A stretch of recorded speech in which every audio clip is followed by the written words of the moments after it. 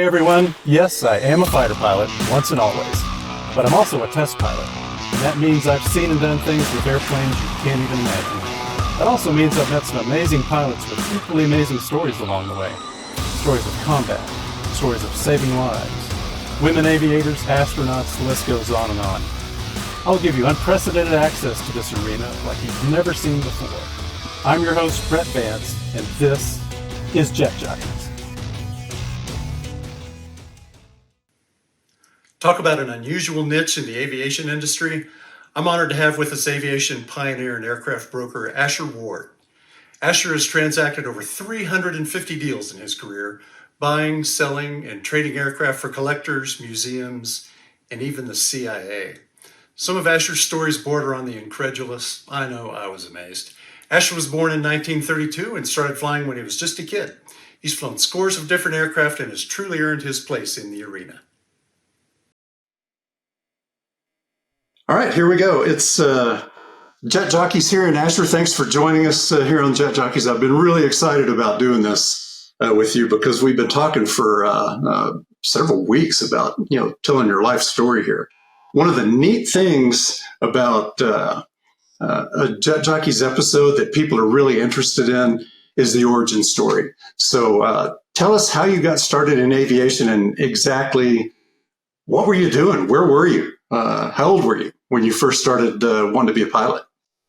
Well, I was as a kid, I was always building models and things like that. In fact, I had a couple of pictures of me at 7 years old. I can't find them, but anyhow, I was born in Chicago, Illinois, and I came out here. I was about 7 years old, I guess, and I was always interested in airplanes, and you said you just came from Chicago, and you were about 7 years old. That's kind of funny because I was right around 7 years old myself when I first became interested in aviation. So you came out to California, then what? Yes, came out obviously with my parents, and we came out because my father had some health problems, and he went to work for Lockheed. And my brother also worked for Lockheed in management, but my father worked the assembly line, and he made P-38s. Oh, wow. Yeah, they were, for World War II. And my mother would always, we'd get on this bus, it was the Asbury line, and she'd take me out to go see him at lunchtime or something. We were poor as church mouse. We didn't have any, really, we were really in tough shape, financially. And to this day, I don't know how my mother was able to get a couple of $100 and buy this airplane for me later on. But what else? Well, so obviously when you're 7 years old, you're way too young to even think about flying. So what happened, in the interim when you became a teenager and then all of a sudden the bug bit you pretty hard? Yeah, again, my mother was responsible for whatever happened to me. She knew I had Sure. this desire, and she was really a good woman, and couldn't ask for a better mother. But she encouraged me, and we'd go out to the different airports as I was growing up. She knew this was my passion, and she just nurtured it along. And as I got older and went through the kid stage and stuff like that, things started getting, when I got in my teens, I went to school, high school, as far as I got. It really wasn't too impressive, high school. The fact that, I took all the shops. I liked mechanical things, and one of my projects, I built a pulse jet engine there. Which was, I saw a picture that you sent me that you had a jet engine on top of a car. That's right. That was a project that I took on, and it worked. What happened? I built it in metal shop, and then I ran it without anybody being around, and Good idea. put the shop on fire. And Okay. and then they threw me out of school, and then my mother got me, back in, I don't know, about a month later or something. And anyhow, I put that engine on an automobile, a Crosley automobile, and it worked. It really worked. So it was probably the first jet-powered automobile out there. It was on the news of the day. It went all around the world. And So you made television. You made the news. say it again? So you made the news. Oh yeah, big time. And then Okay. I sold plans on Mechanics Illustrated. It's something like Popular Science, Yeah, sure. and I sent people. They bought plans off for me. I don't know, for about $50 maybe. It was a lot of money then, and I actually was making money off that thing. Well, what do you know? Sending out the plans how to build it. So you went from shop class with a jet powered car to an airplane. How did that happen? Well, I was I was always around it. My mother was always taking me to the airports, and when I got to my late teens, I think I got my license at 18 or something like that. Oh, there you go. Back then, the license, I think, cost about $175, $200 at the most to get your private license. And I accomplished that. And then, I was always looking at airplanes, and then I found one, the Fairchild PT-19. And my mom bought it for me. How did you find that? At the airport, it needed a lot of work. So I pulled the wings off, and I dragged it. I had no place to take it because we lived in a little apartment in Hollywood. And, right. The whole family lives in this. It looked like Jackie Gleason's deal. The bed, had a pull-down bed. So I had no place to put it. Sure. But my brother was making good money at Lockheed, and he had a nice house out in the valley around Burbank.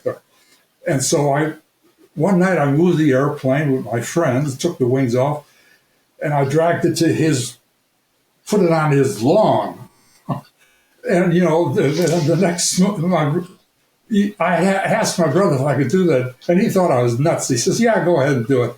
So he wakes up in the morning, and here's this big airplane, and all the people around it from the neighborhood. Oh, boy. And, it stayed there for a while until I could move it to an airport. I worked on it out in the yard with my friends. And then I took it to San Fernando Airport in the San Fernando Valley. And, I proceeded to wound up flying the airplane, obviously. And nice. It led into that, that incident, probably the first incident. Yeah, we'll talk about that in a minute. So that's a great story about how you got started with aviation and how you got started with actually getting, your first airplane, learning how to fly it. And so there's a lot of people that are going to be watching this that are going to be interested in, how do I get started in this aviation career field? So what kind of advice would you have for those folks on how they might be able to get started and what they should emphasize in school? Well, you see these pictures, with a kid hanging on the fence. Basically, that was it. If you got nothing to financially, try to get into it, you got to be around it, and like get a job as a line boy, gassing airplanes or things like that, and You heard that, and it's true. That's all I can say about that. Well, that's exactly what I did. I think one of my first jobs as a kid was actually sweeping hangars. I went out and swept a hangar with an outfit there in Texas where I grew up. That I was only like, I don't know, 12, 13. That job didn't last all that long because, back in the day, they couldn't afford, to hire on people like that. And I was just a teenager. But still, it was being around airplanes, just like you said. Yeah.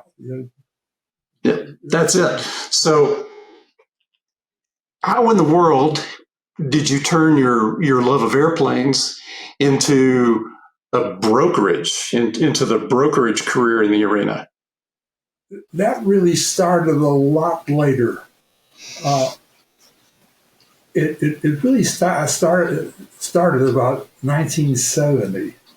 I was up in age then. I don't know, I was in my early 50s maybe, or something like that. What am I trying to say? So if that did happen, later in life, we've got a few more things that we are going to cover first before we get into the brokerage. Yeah, right. Before that, there was a space in there of about 25 years. So, I wound up getting married, and I had to go get I had kids on the way, so I had to get a job. So, my first job was at a place called Hillcrest Cadillac, and I used to pick up the cars and this three-wheel motorcycle. I don't know if it had like a little back on it. Yep. And I'd hook up to the car with a bumper, and I would go to a lot of movie stars' homes and bring the car back to the shop that he worked on. Then I had to go back and deliver it. I met a lot of people. We're talking about Marilyn Monroe. Yeah, you mentioned that. Joe DiMaggio, and I would pick her car up, and to give me a tip, and what else? Jimmy Durante. I don't know if you know who I'm talking about. Oh, of course. So I met a lot of people there, and some of them were into aviation also. Well, speaking about the movie star and the Hollywood film industry connection, how in the world did you get connected with and be able to fly a P-51 Mustang? That particular airplane, again, now this would be around 1969 or something. I was working, doing my job, making a living, feeding my family and so forth. And a friend of mine, his name was David Galvin, and we were pretty buddies out at the airport, so he was an instructor and all that, and flying and stuff like that. And he had told me he had seen a Mustang at the Universal Studios in the lot. Right. Are you familiar with that area? Yes, indeed. You are? Okay. Well, he's seen it from the air. And then he came back from some flight with a student or whatever, and he told me about it. And I just, I couldn't believe it, because I thought I knew where all the airplanes were. And anyhow, I made a deal I talked to the studios, and they were interested in getting rid of the airplane in exchange for some kind of a more modern airplane, a jet. Oh, how about that? Background, whatever. And I found what they call a Hansa jet. I don't know if it was in competition with Lear. It had a swept forward wing. Yes. Are you familiar with that? Yes. Anyhow, they had one at Van Nuys, which was my hangout, and they had a dealership for the airplane. Anyhow, they got belly up, and I bought the mock-up off them. It was a full-size airplane in wood. So I sent pictures of it. I took it over to the studio, to Universal, and they liked it. So took it apart and took it to Universal, and they were in joy. They went crazy for it. And then I picked the Mustang up. It was fully intact, but it had an electric motor in it to turn to prop. Right. You had to plug it for the movies. The propeller would go around, and it was basically a shed. All this primary structure was there. It looked like. I think I may have shown you. May have seen pictures of it in that. Yeah. And anyhow, with me and my buddies, we dragged the thing, took it out on the back lot, went down Barham Drive, to get back to Van Nuys. And, we moved it at night, and of course we didn't. I kind of was really an incorrigible type of guy, but I didn't get no permits or anything. But I knew I would go at night and nobody's traffic. And anyhow, we're pulling the airplane with a tow bar, with a, just anyhow, I wound up cutting off a lot of signs because it wouldn't go through. Street signs. Street signs, yeah. And Okay. About a dozen of those because the street I was on had like a center aisle, the left going. Yeah. So there was posts on it and all that. So I'm cutting this all down, and it took about, I'd say probably 3-4 hours. You go slow, maybe 3 hours, and the cops. Almost New York, where they stopped me, and I said, so they wanted to see the permit, and he says, I don't have no permit. And he says, well, that you're in violation, blah, blah, blah. And I said, so what do you want me to do? You want me to take it back? So they laughed a little bit. But anyhow, they gave me tickets for, tearing down the signs and destroying their property. Yeah.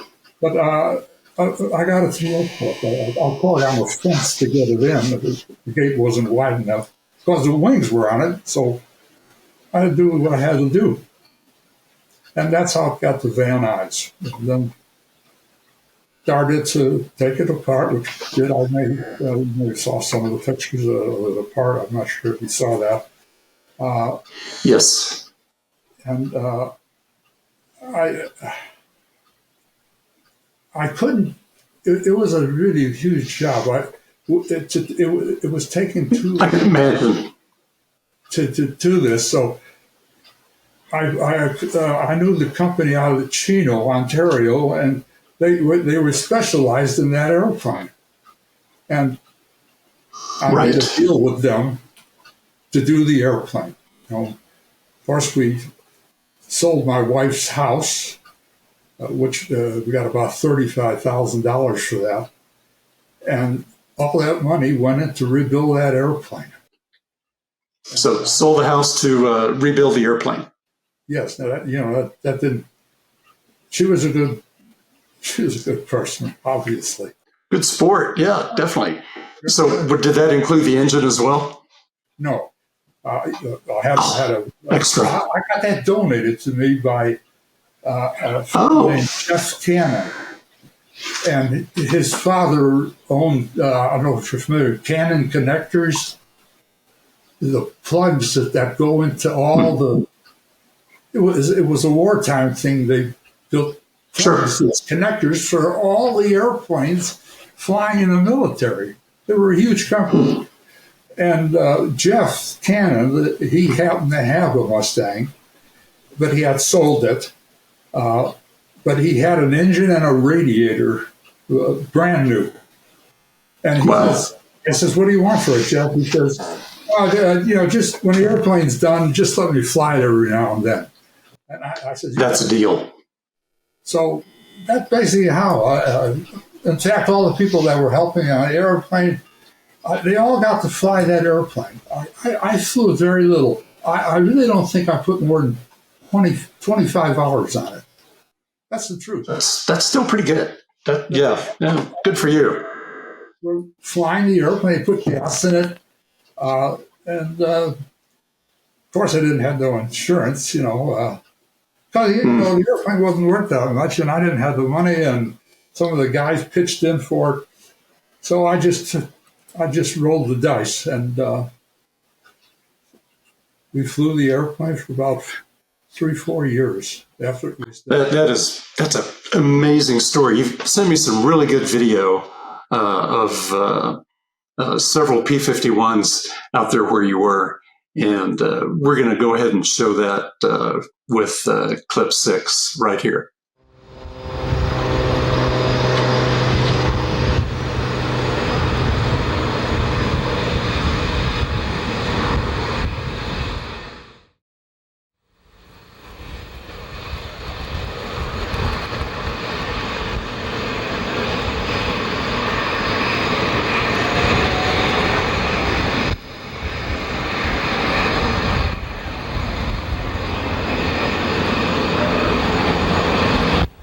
It would start, Clay. Say, Joe didn't think it would start. They said, listen, if you can get it started, you lead. I said, well, I think it'll start. I never had a doubt in my mind that it wouldn't start. The only thing is, you'll notice the clutch slipped. That Central owes me a warranty on this clutch because it wasn't adjusted right. Well, your airplane sure looks great. I hope you get some good pictures of all of them. Yeah, I will.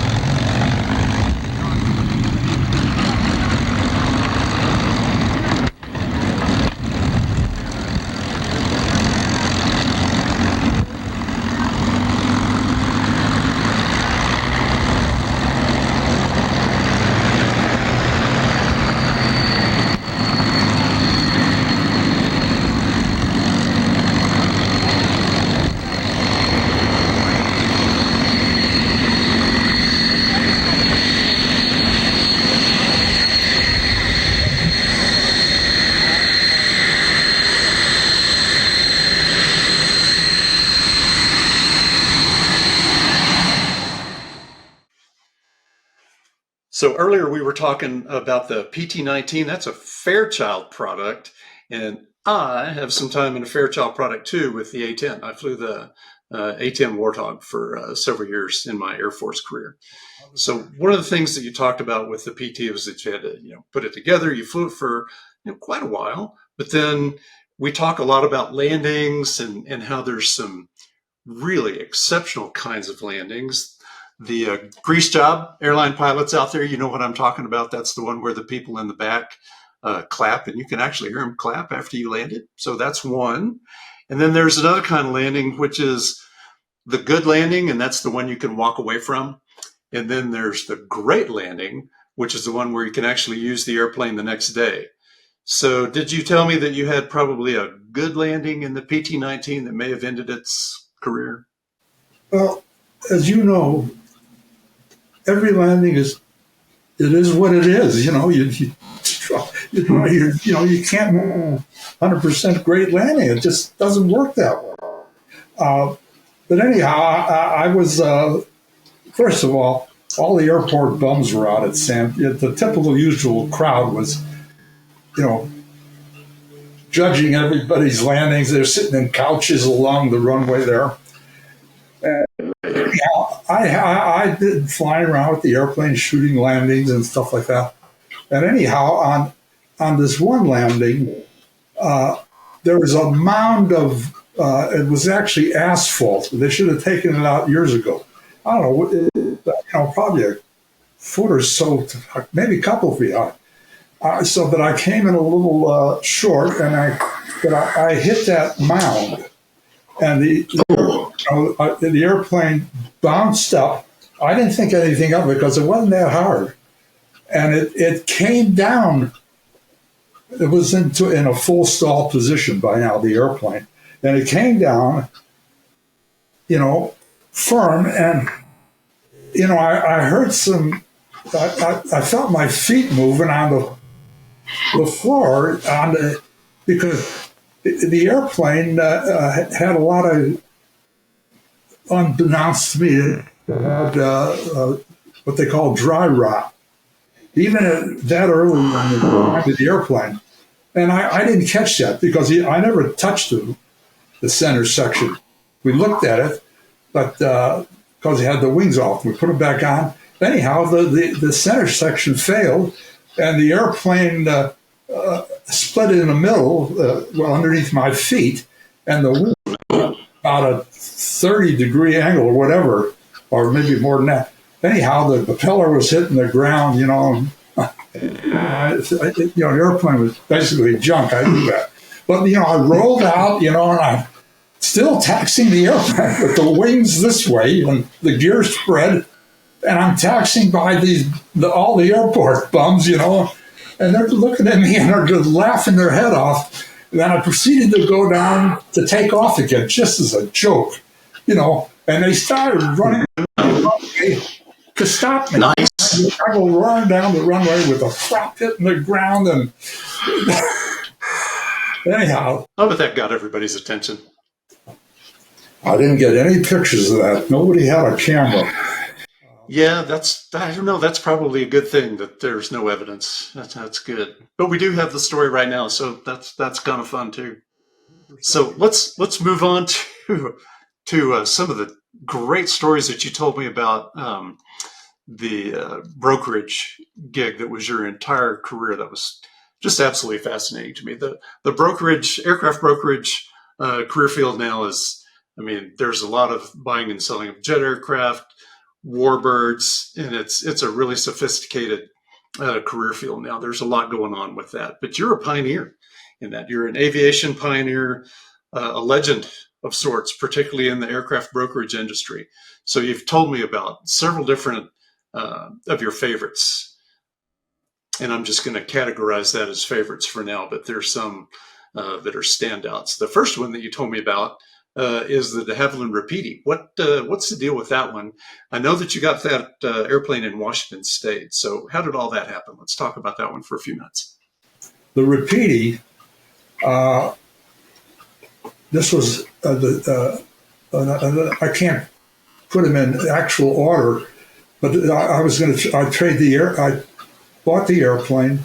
The airplane was up in Washington State. I bought it off an airline, a Northwest airline guy, and he helped me build it. It was beautiful.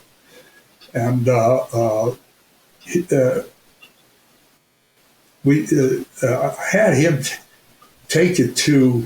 He said he would deliver it to Dayton. It was because I had made the exchange for the repeaty for. I'm really not sure what I got in return.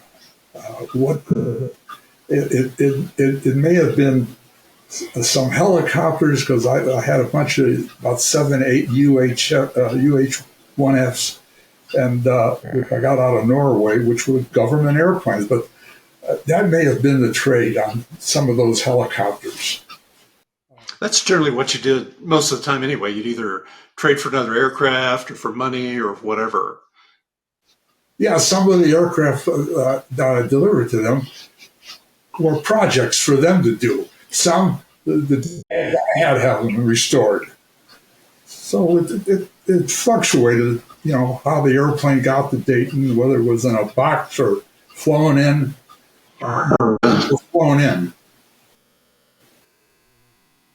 Anyhow, the airplane got there.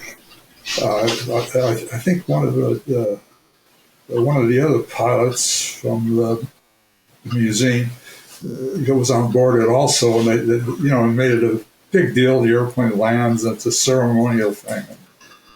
You may have seen some of the pictures where it's hanging up on the ceiling. Yes, and there, and that was just one of many trades. That the Air Force Museum there at Wright-Patterson Air Force Base is absolutely fantastic, and it's neat that you got to contribute a lot to that. The other airplane that you told me about that was a de Havilland product was the Mosquito, and you told me that the airplane that you dealt with came from England. That one came from England. I was a minority partner on that thing, and I made the exchange.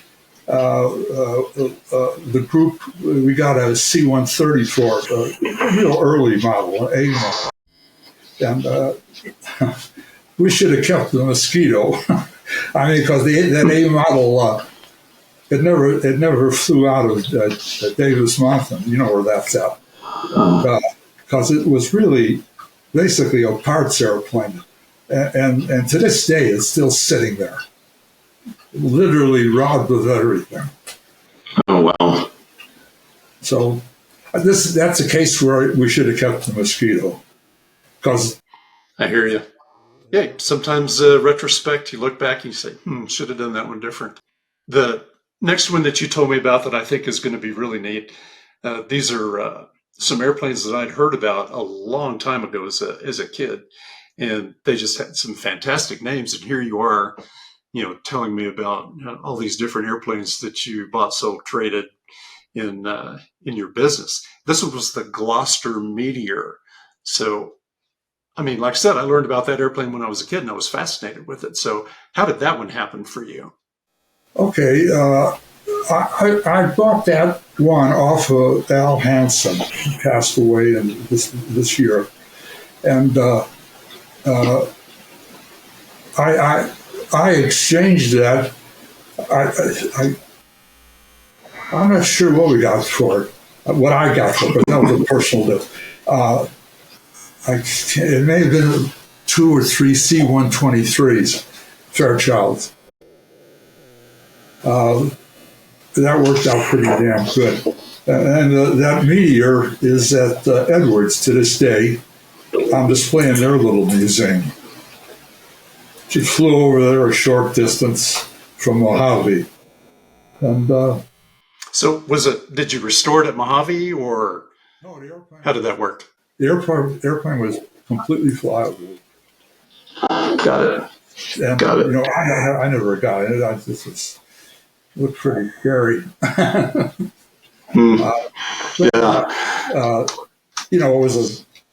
It was an old airplane, Anyhow, the airplane's there, and it's there for people to see. Nice. Yeah, they've done a lot of work at the museum there at Edwards Air Force Base. Some brand new construction, in fact, for their museum expansion project. The next one that was on the list I thought was really interesting. We're kind of getting a little more modern now. It's the North American T6. Tell me about that one. You actually flew that one, if I remember right, to Wright-Patterson? From Van Nuys, I picked that one off a gentleman that lives in the area, and I delivered that to Dayton. And they used it in their flying club for a while. But I guess that they have a problem with the insurance and stuff like that because of sort of a private deal.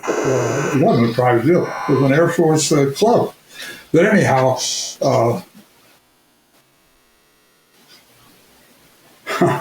I don't know what we got for that. What I got for that, it was probably maybe another, maybe a Caribou or something. A lot of this stuff I can't remember, but what I got in exchange. Other than well, on the T6, did you know that was going to go to the flying club at first, or did you think it was going to go straight to the museum, or what did you think? Well, we go to the museum. And when I landed there, the person I was dealing with, Colonel Richard Upstrom, is a real gentleman, and I've known him he passed away this year, and he was really a great guy. He replaced the person I was thinking of that was involved in the first state. He was a director. His name was Royal Fry. I don't know if you ever heard of him, but you got to look him up. He was a hero, and Richard Upstrom, he replaced Fry when he retired, but the exchange was through Fry. So, anyhow, I got there, and we went flying together with the colonel, and it was fun. You could see he was just delighted with it, and it went into the museum. But later on, it went to the club. So I don't know what happened after that. It's probably still at the museum, I assume. Yeah. Lose track of it after you do the transaction, huh?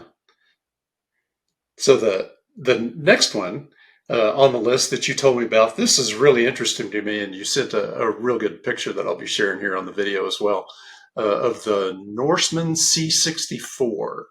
How did you get that aircraft? That one, I've got to note that one went from Tucson to Barksdale, actually. I flew it with my son. We flew it back from Tucson. It was laying in a fellow that owned it. He had a firefighting he had P-26s he used for firefighting. Right. But he had this Norseman, which was really derelict. I mean, the fabric was bad. We patched it up. Anyhow, my kid flew it back to Van Nuys. And it was painted red and white. It was just terrible. Wound up restoring that, making it real airworthy. And again, a lot of this stuff, I hate to tell you, but we did it a little legally. We had no ferry permits. So, we were bad boys. And what can I say? What can you say? Yeah, we got it done anyhow. A friend of mine delivered it to Barksdale. And I may have gotten some Sabre liners, T-39s out of that. So, as an exchange? Yes, correct. Huh. How about that? Yeah, that Norseman is just a fascinating looking little aircraft. And I think people are going to make some comments about that one when they see the pictures. Canadian-built airplane, and good size airplane. I guess you could put about 10, 12. Yeah, definitely. Well, the next one that we're going to talk about, this one is really interesting to me. We've got some real good video that you supplied for that. So we're going to go ahead and take a look at that with clip number 1, and then we'll come back and talk. Asher, what's the name of this? Huh? SIPA jet. How do you spell that? S-I-P-A. S-I-P-A. SIPA jet. He said he felt it. I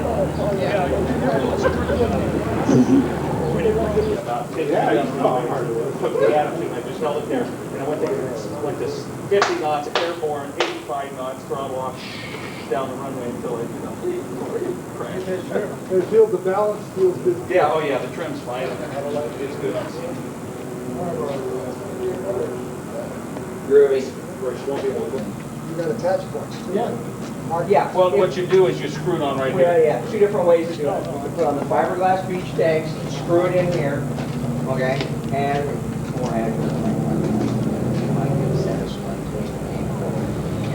We had a set of 36-gallon, 8-gallon Yeah, I range know. gas cranes. Yeah, that's an easy one to get. I don't even have to go in my file for that. Bring it in to me tomorrow and I'll look at it, man.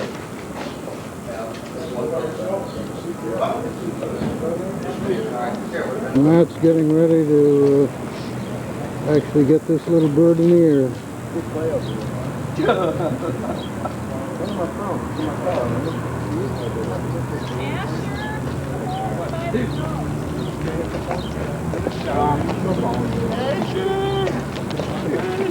And there's Ascher Ward. And Kurt, the mechanic.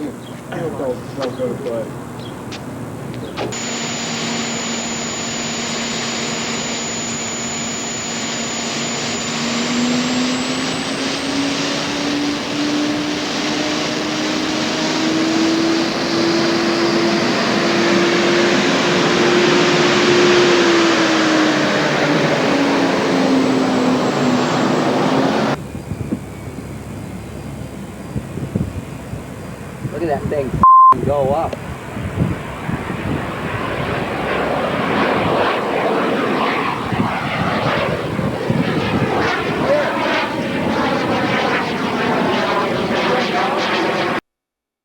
Okay, so now I've just put the clip up there for the SIPA jet, and it is just absolutely fascinating. The one thing that you told me about on this aircraft that you got was, well, first of all, you got it in Florida, and then it came out to California, and then when you first got it, it had this little tiny stock engine, the original equipment manufacturer engine on it, but then you changed that out to one with like 3 or 4 times the thrust. Tell me about the SIPA jet and that engine change. Well, the airplane we trekked back from Florida and put it together at Van Nuys. I flew the airplane, and it was pathetic. The turbo mech, a French engine also, and it put out 300 pounds of thrust. And the airplane weighed about, it held 2 people, by the way, and I think the empty weight was 1,400 pounds, I'm not sure. But anyway, With 300 pounds of thrust. yes, and so I went flying with a friend of mine, and it was terrible. You know, we couldn't get out of the valley. It was just sort of flying around. It was really terrible. Of course, it was in the summer too, so it was a dog. I could see, you know, well, this is no fun. And I wanted that airplane because it I like unusual airplanes, and I like twin boom airplanes. I like flying wings. I like oddball airplanes, but I also like aesthetically beautiful airplanes. Anyhow, these blew my skirt up. So I re-engined the airplane with one of my engines I had out of the helicopter, and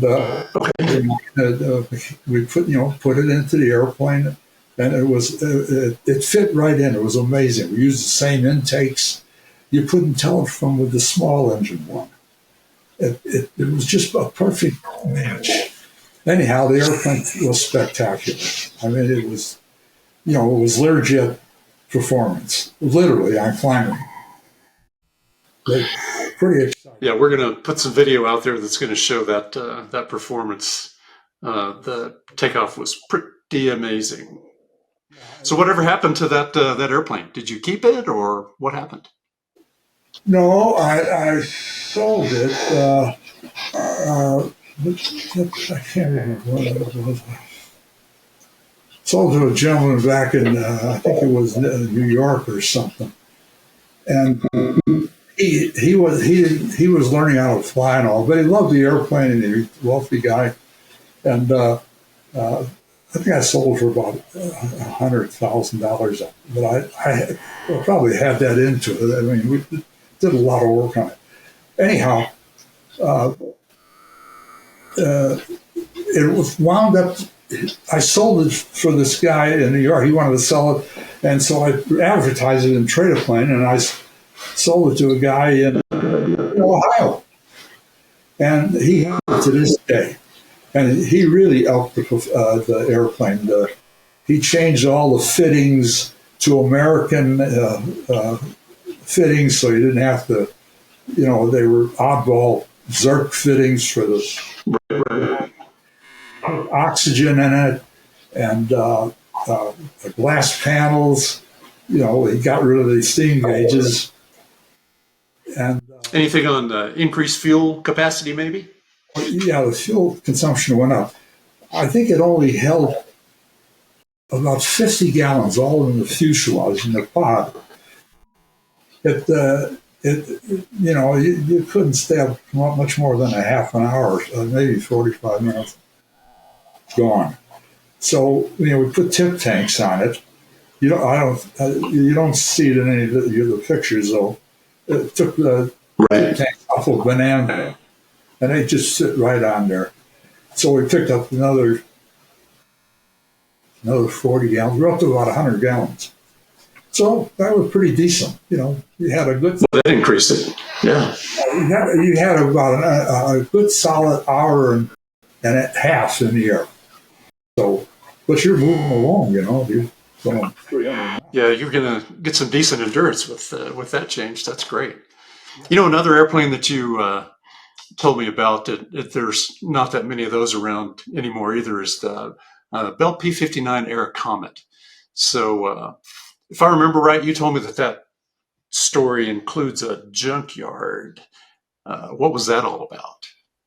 I found that airplane, Jack Hardwick, who had been in aviation. He was had all kinds of parts business in El Monte.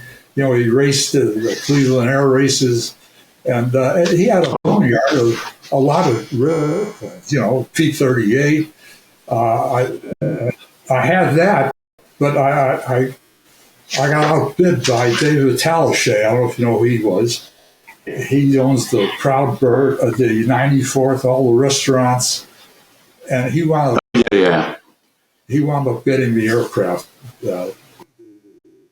And anyhow, so I wound up with I bought the P-59 off of Hardwick, and took it back to my house. I had a nice sized yard, and the neighbors went nuts. That I was not beautifying the neighborhood. But anyhow, they got. Yeah, I can imagine.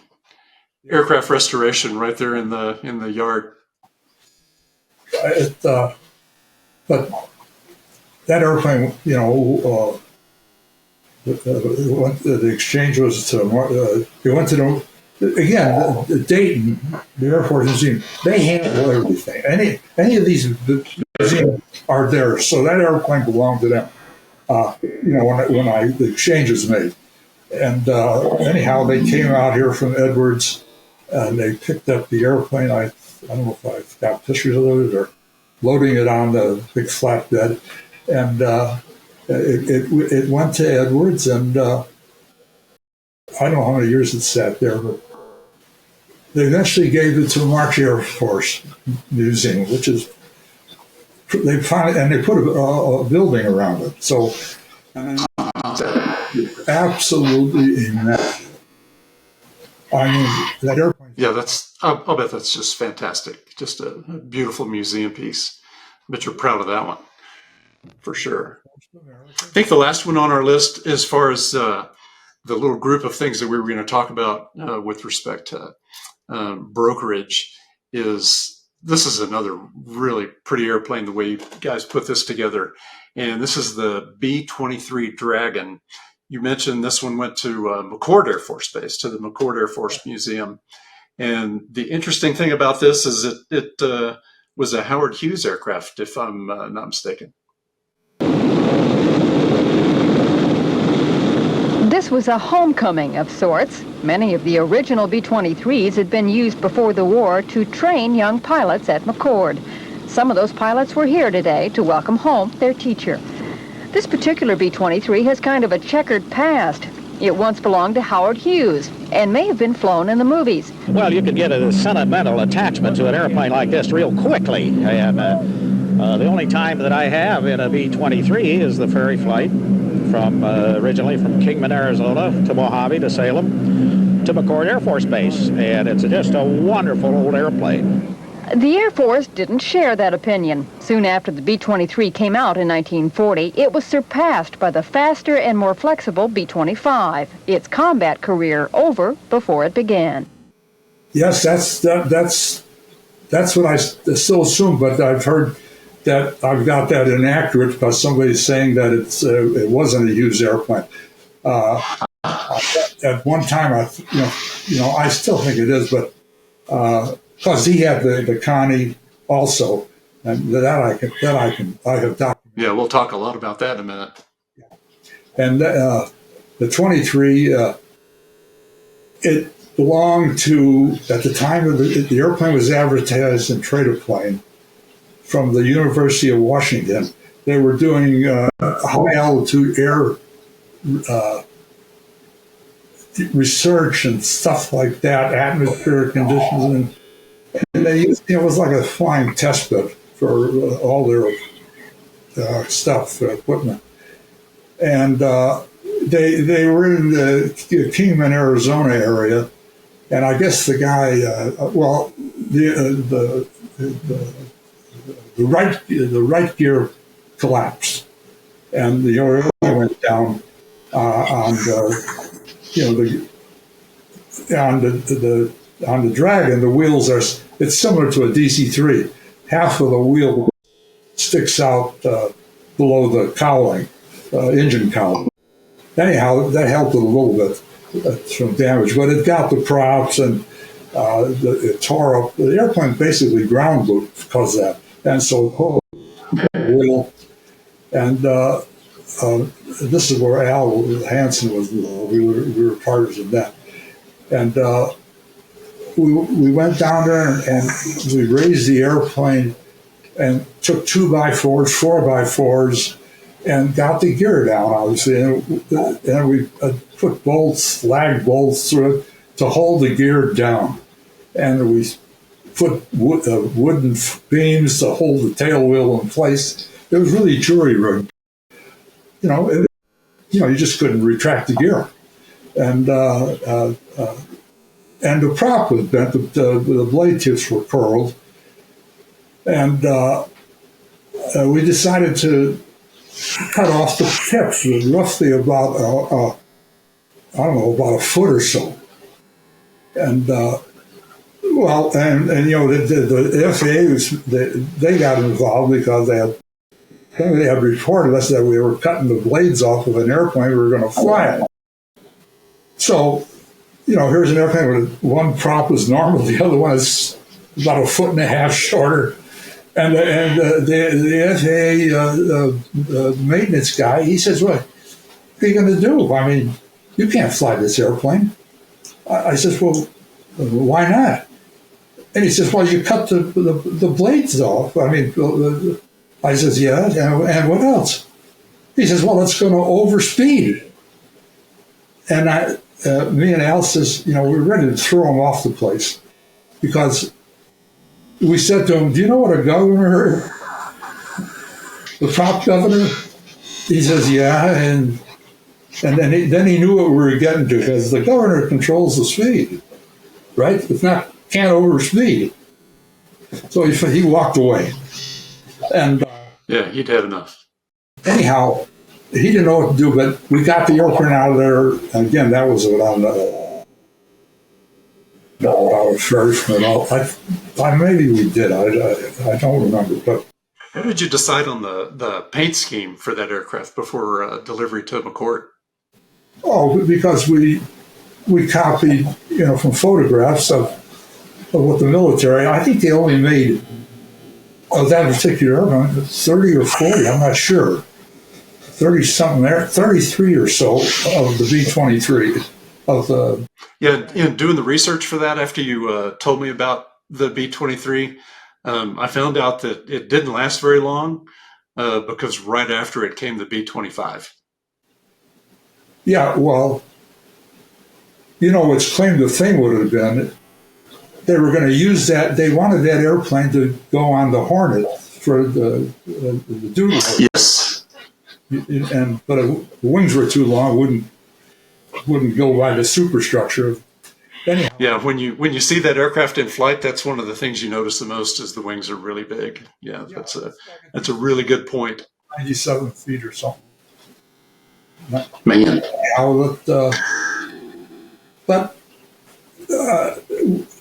I didn't go when the airplane went to Barksdale after we painted it. I went along with this guy named Van Osdale. He was a TWA pilot, and he happened to have a rating in the airplane.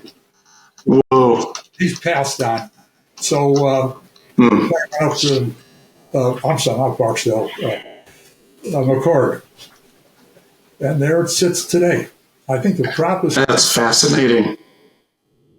Well, we're going to go ahead and take another quick break here, and then when we come back, we're going to talk about an amazing B-29 Super Fortress story.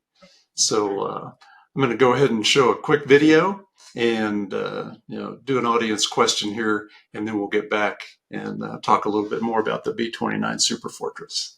Very good. History question for you. The B-29 is a 4-engine heavy bomber used mainly in World War II and the Korean War. Question for today. What is arguably the most famous B-29 and why? Answer, the Enola Gay. This airplane was flown by Colonel Paul Tibbets and was named after his wife, Enola Gay Tibbets. This aircraft from the 509th Special Squadron of the U.S. Army Air Forces dropped an atomic bomb on Hiroshima, Japan in August of 1945. This and a similar attack on Nagasaki brought a quick end to the fighting in the Pacific Theater, ending World War II. By the end of July, our B-29s had all but obliterated the enemy's ability to make war. 1,000-plane missions were going to hit Japan with twice the monthly tonnage that ever fell on Germany. The question was, how much longer would a beaten Japan hold out? In August, we made a test that never was applied to Germany. While great land, sea, and air forces gathered for the last invasion, our B-29s dropped 2 atomic bombs.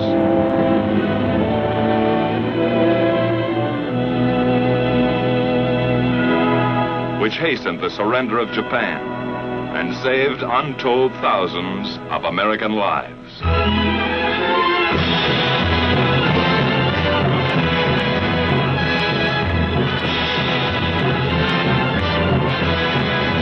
So the mission of our air forces, which began nearly 4 years ago, was accomplished.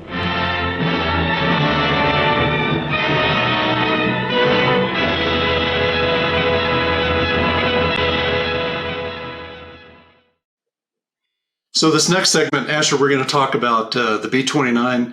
The folks have seen, a really good question about the B-29 and some photographs. So you mentioned before, that one of your most fascinating recoveries was not actually a recovery. You almost got it, but then something happened. So the airplane had been on a frozen lake, for decades. So let's go ahead and tell this fascinating story. What happened?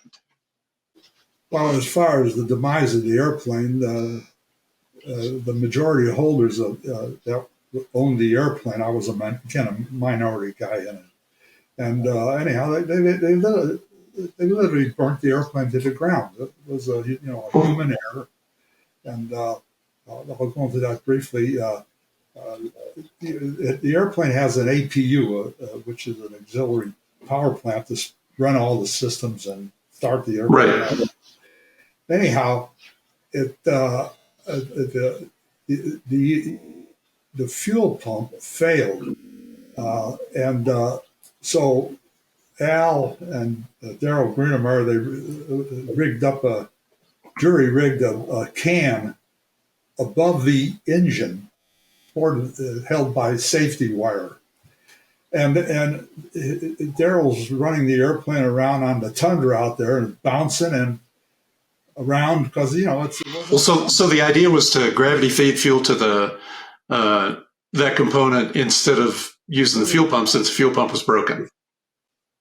And it got the engine started, but anyway, the rough tundra, the wire failed and it fell down on a running engine, and the gas ignited by the exhaust, and that was the end of it.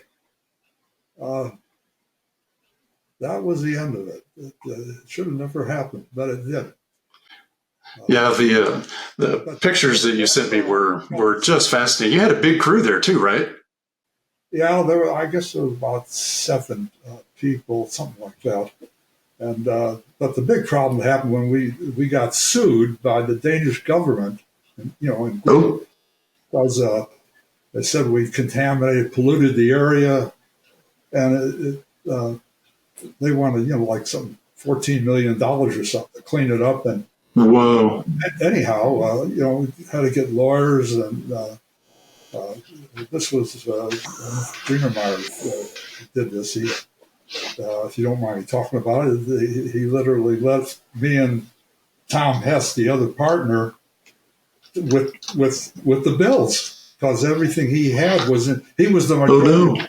He had 51%. And anyhow, they came after me and Tom Hess because Daryl had all his assets and money in trust to his kids.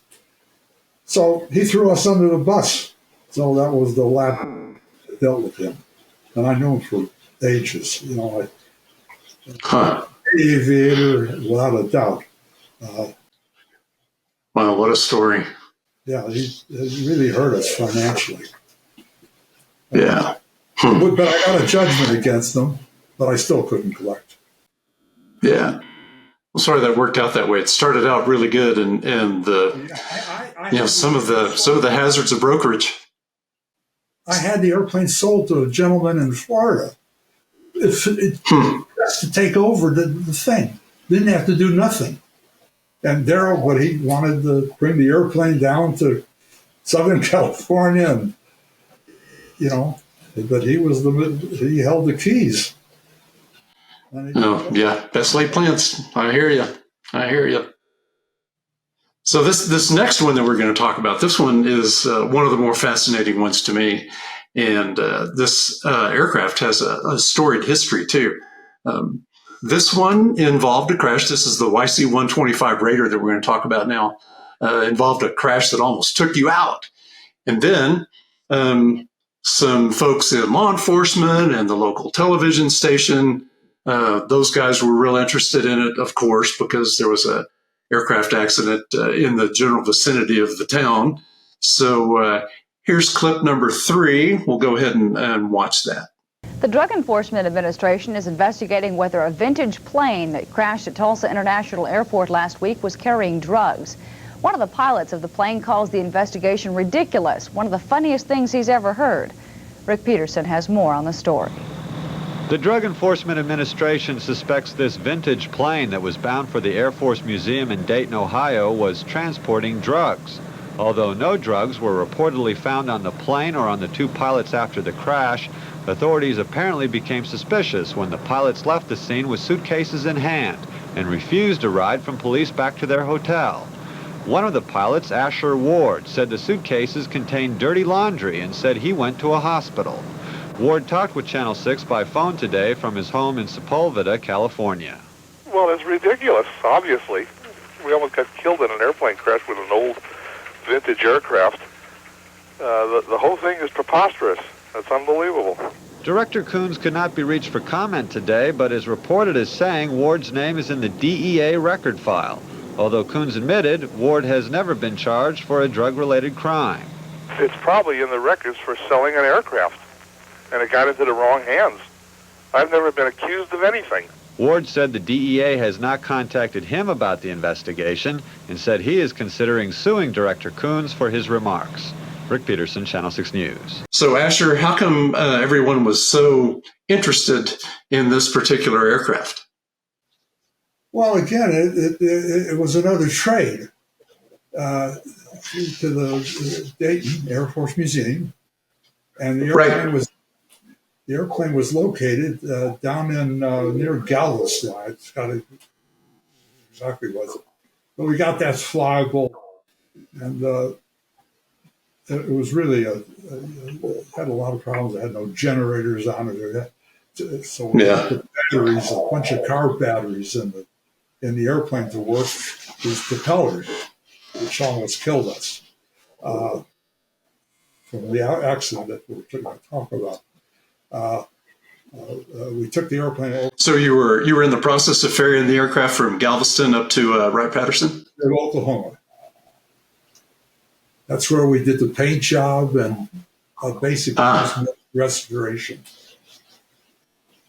And it sat there for a couple, maybe a month and a half or 2 months even, while they fixed it up. They never put the generators on, but the batteries worked fine. And but we had it painted down there, and we went down there to get it, and that's when we had the problem.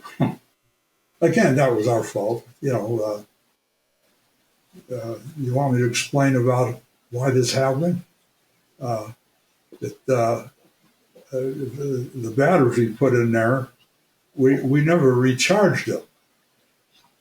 So the couple of months that I sit down to Tulsa, we didn't charge them, Just didn't think about it because it worked before. Got the engine started. The props are all electric, by the way. They're Curtiss electric props. They got their little motor inside the hub, which controls the prop angle, pitch angle, and all that. So being the battery's low, we got it started. The airplane started up, but right on takeoff, 150 feet, about 100, maybe 100 feet, the left number one engine, the propeller went into complete reverse. Oh no! It became incontrollable. We're trying to get this wing up, and everything happens in split seconds. Anyhow, there's nothing we could do. We hit these high lines, these 1-inch cables or whatever they were, and thank God we hit them, because the airplane, that wires acted like a bungee cord. It decelerated the airplane, grabbed us, and it threw us into an intersection right by the airport there. And it burnt down, and nobody was flying the airplane. That's the gospel truth. Nobody. Totally out of control. It crashed by it, and that was it. I got hit by the prop when I jumped out. I hit the backside of the prop, and I got a big bump on my head. I was lucky. I wasn't in front of it. It would have grabbed me, because that number was still running, so idling or whatever. But So rumor has it that you and your fellow pilot were walking to the hotel or something like that afterwards? Yeah, the fire department came and they put out the fire, and I got some injuries on my hand and my back. I got some scars from it, and it shows us. We walked back to. We got a hotel. Nobody drove us there. We were right in town there. So then it started with the DEA and all that getting involved. They basically they thought we were hauling drugs. That's the truth. They, especially when you see me walking back and Daryl walking back, we got these bags, and they say, "What the hell's in those bags?" So right. That's what I'm saying. And we had our dirty underwear and all that stuff in there, and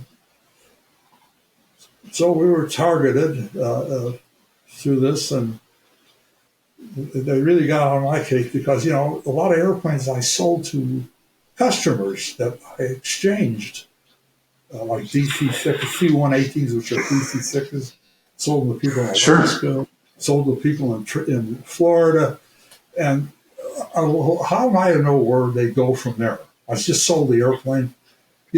Some of them, obviously, I got into bad hands, but I'm not involved in that.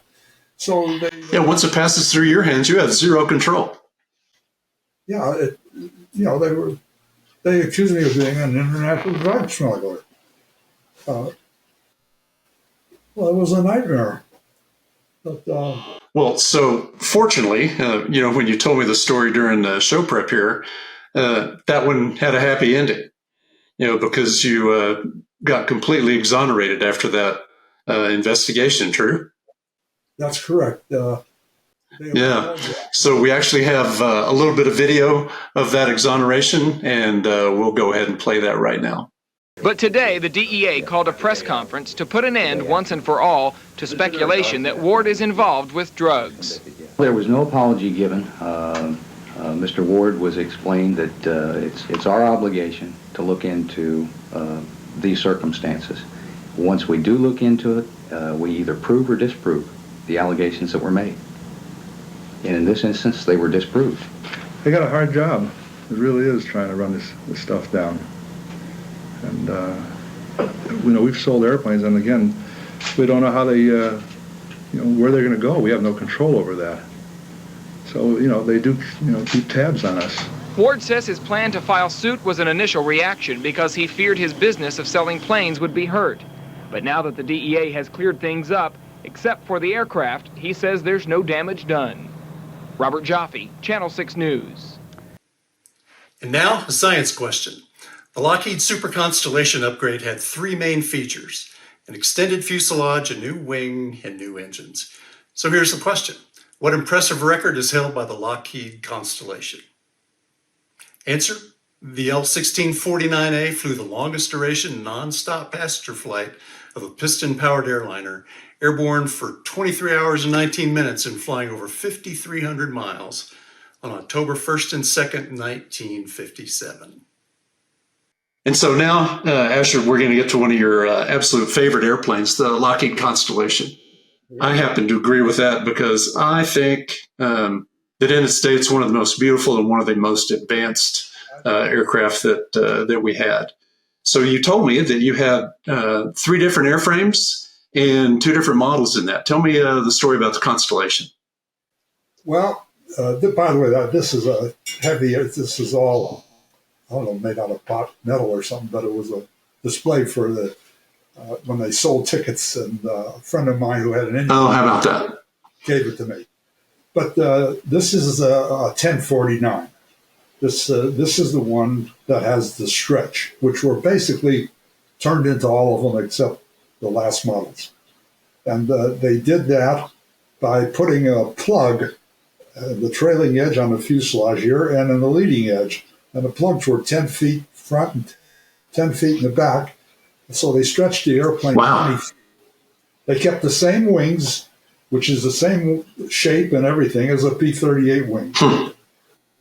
It worked out ideal for them, and they used it. And they had different, all the engines were Wrights, 3350s, but some of them were not turbocharged, so they had different ranges of powers for the different models.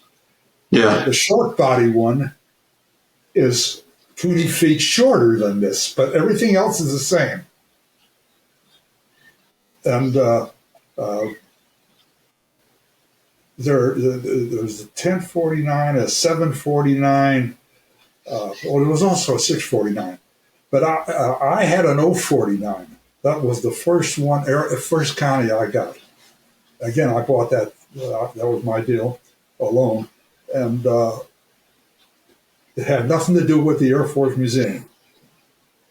You know, I just bought it to look at it, because to me, it is aesthetically the most beautiful.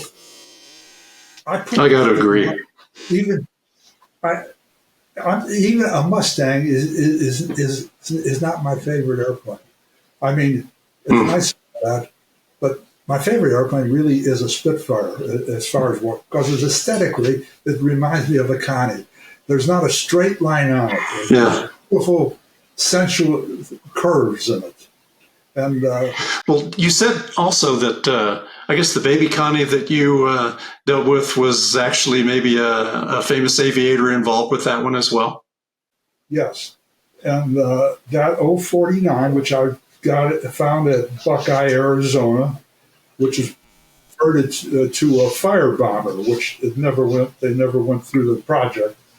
Anyhow, I bought the airplane because I loved it, and it was only $3,500. So, and you know, and it was full of fuel and everything, so couldn't resist it. So $3,500 including gas. That's correct. Yeah, they had enough fuel to get back to Van Nuys with the gear still down. Well, so what was Howard Hughes's involvement with that airplane, the baby Connie? He, as you know, he owned PWA. Right. Holder of he owned the company.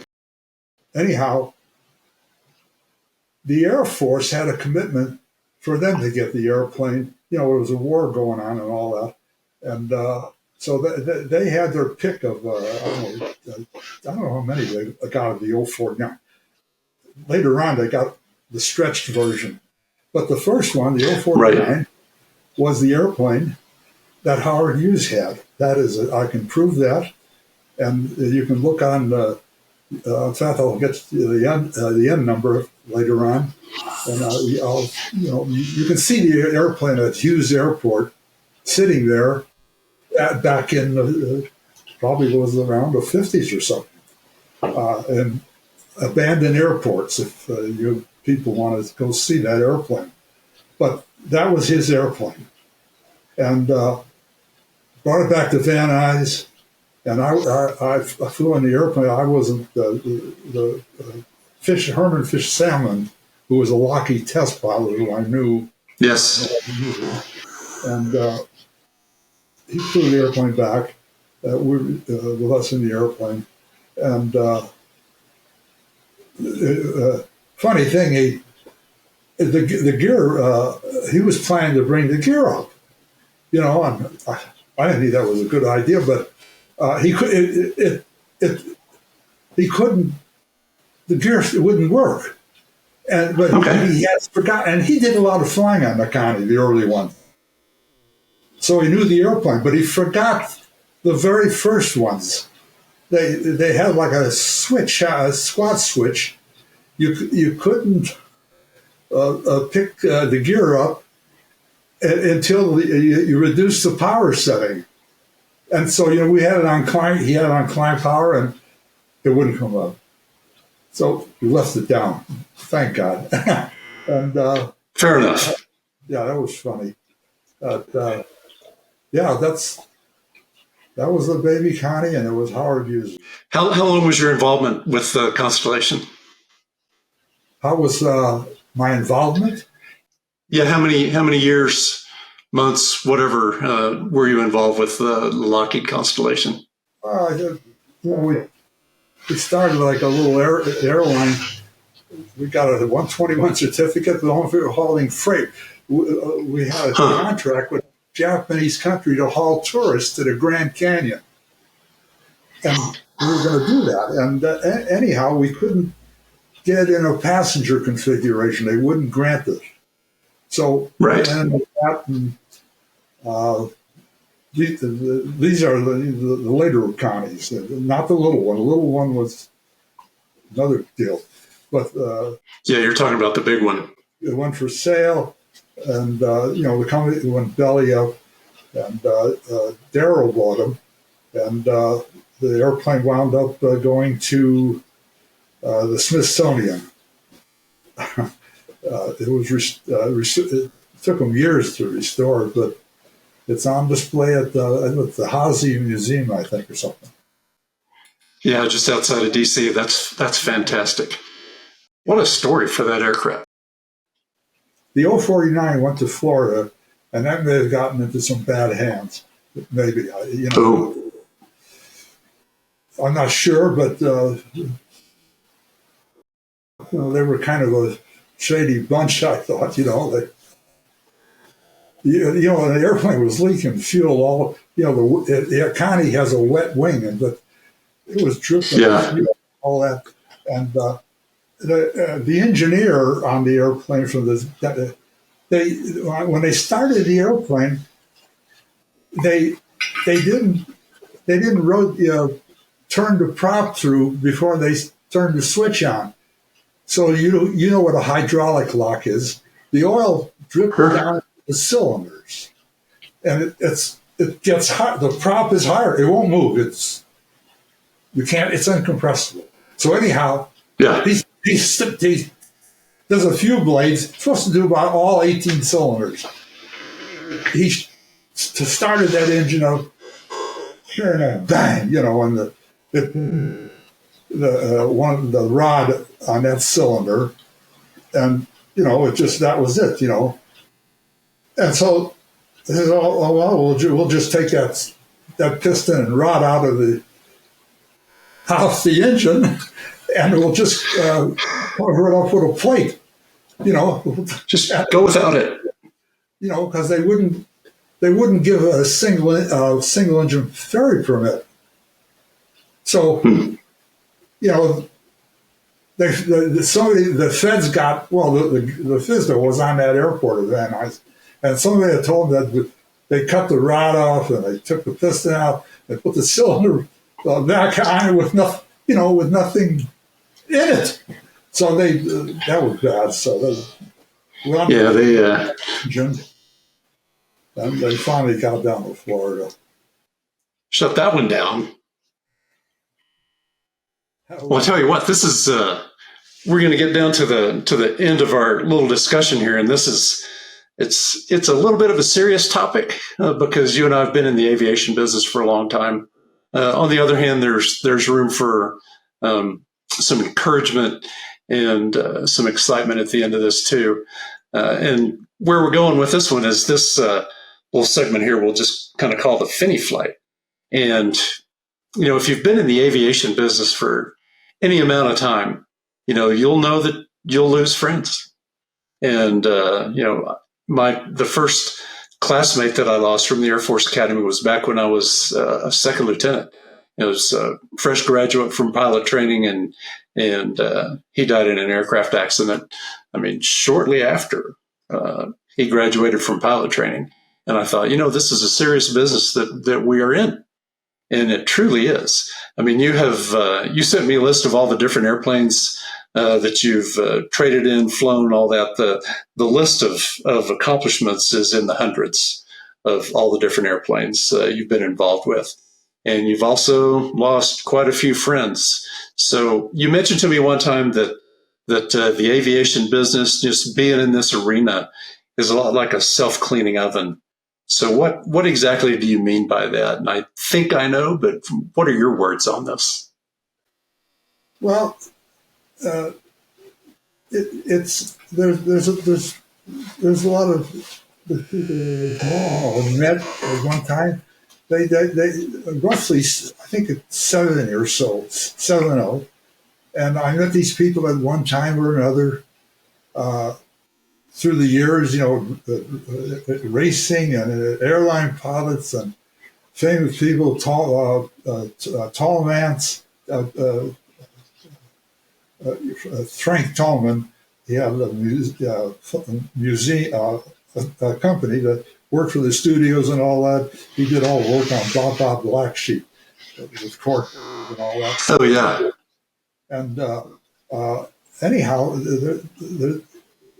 these people all died in airplane crashes. 70 plus. I stopped taking the list years and years ago. They died in airplanes. A lot of these were talented people. You know, they had all kinds of ratings and stuff like that, and but they died. And some were instrument, some were bad. Just Brett, in my opinion, there's a lot of luck in this thing. You know, people Yes. say it's you know I'm full of it, you know, and that's not so. I only know one person that died in a car.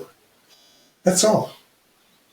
But I met or shook hands with 70 people that are gone from airplane accidents. Wow. So that's how I feel. You got to have the brakes. Really, it's true. And then now I'm noticing now that in the corporate world, I'm starting to see more accidents. I don't know, my son flies corporate, but I'm starting to see, you know, jets accidents now. So yes, it's a risky thing we're in. You managed to survive, what, 3 aircraft accidents? Yeah, with some of it was by my own doing, you know, I'll admit that. But I had tremendous luck in 3 bad accidents. And what can I say? I mean, it just happened. Yeah, dipping into that bag of luck. When I was a second lieutenant in the Air Force, that's one of the things they taught us in pilot training.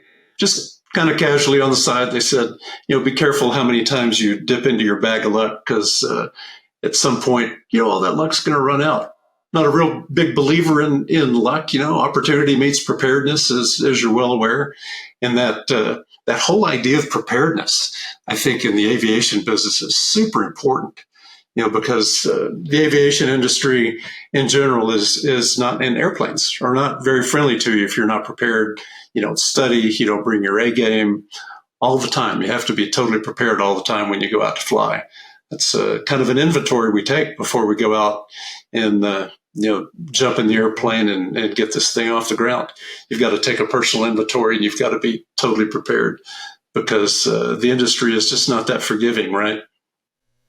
You do your absolute best. What can I say? It's yeah, I think your career has been just absolutely fascinating to talk about here. I mean, we have just barely scratched the surface with just the few airplanes that we've talked about today, with the hundreds that you've been involved with, and the stories are just absolutely magnificent.